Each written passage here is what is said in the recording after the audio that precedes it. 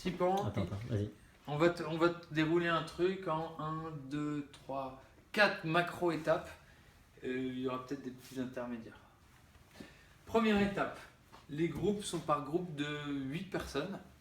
Donc il y en a 25. Ils génèrent des idées. Okay, des idées liées à leur plan, quel grand thème, etc. Mais ces groupes, à l'issue de ce travail-là, ils doivent sélectionner 3 idées qui vont resservir à l'ensemble des gens.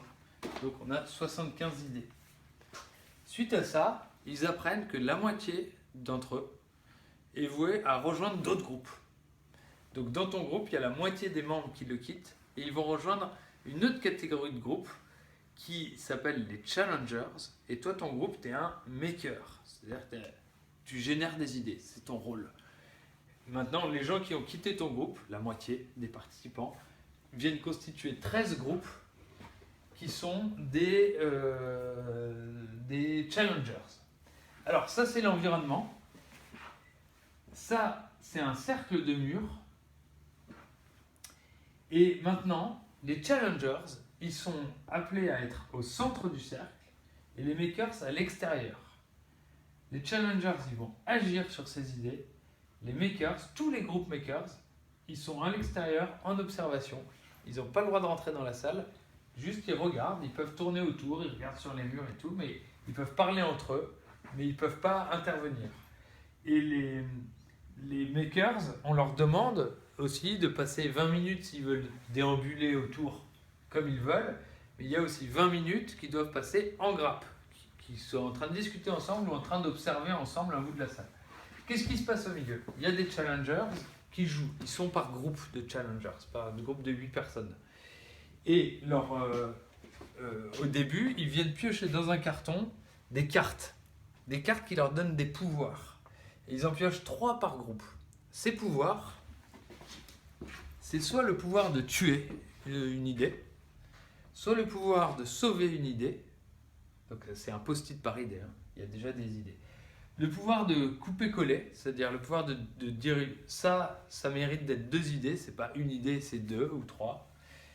Coller, ça c'est 2 idées qui vont ensemble, donc je les colle ensemble et dorénavant elles seront traitées ensemble.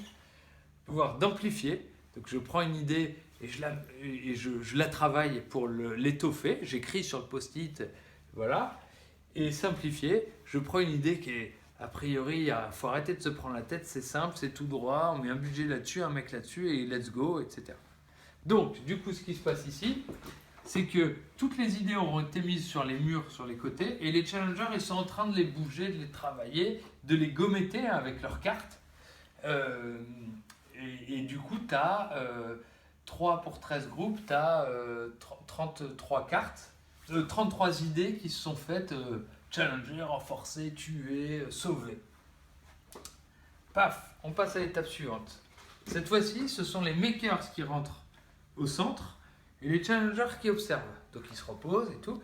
Les makers y rentrent. On leur a foutu tous les post-it, les murs des post-it au milieu de la salle. Et eux, c'est ceux qui construisent, c'est ceux qui jouent avec les idées. Donc ils peuvent reprendre toutes les idées qui ont été filtrées par les challengers et chacun se construit son petit plan dans son coin. Chaque groupe se construit son plan. Donc c'est pas un plan, le plan d'entreprise, c'est on leur demande de consolider quoi. Donc ils vont sélectionner certains post-it, il faut rajouter quelques idées, mais ils vont faire leur copie inspirée de l'étape précédente.